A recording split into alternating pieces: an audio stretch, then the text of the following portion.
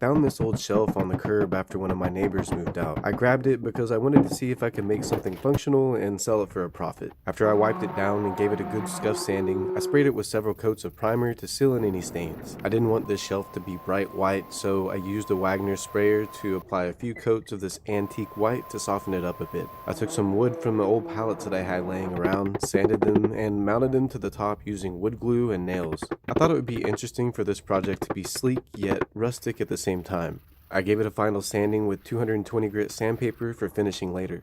Using some leftover paint, I created a dark turquoise and started painting the bottom of the shelf backing. I used white to lighten up the turquoise as I worked my way up the backing, then blended it all together to get this turquoise ombre look. I really wanted to do something different with this project to make it stand out, and this blended background really made this a one-of-a-kind piece. Once I was done painting, I loaded up some water-based polyurethane and the same Wagner sprayer and shot a few coats to protect my work for years to come. I'll typically do several light coats, then come back with a thicker coat which gives me a factory light finish. With all the painting completed, I reinstalled the backing of the shelf with a staple gun. I probably should have used nails or screws here, but I think it'll hold. Finally, I installed some short black legs to get this piece up off the ground and give it a little bit of a modern touch. I ended up turning this curb trash into a $300 sale after putting a little bit of work into it. Now it has a new life in someone's beautiful home. Would you have picked it up, or would you have left it on the curb?